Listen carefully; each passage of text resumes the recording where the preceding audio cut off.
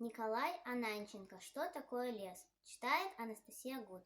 Если здесь деревьев много и кусты внизу растут, если вовсе нет дороги, лишь тропинки вдаль ведут.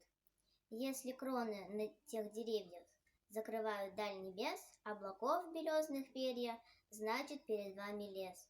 Лес не просто 100 деревьев или даже миллион. Лес — кустов густые дерби, ручейков веселый звон, птиц пугливых щебетанье, ягод россыпи в траве, листьев нежное шуршанье, уханье совы к сове.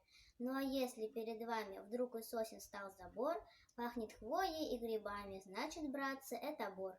Если множество дубов скроют нас от облаков, это место, тут вы правы, называется Дубравой. А в Сибири, на Урале, там огромный хвойный лес. И его тайгой назвали, и тайга полна чудес.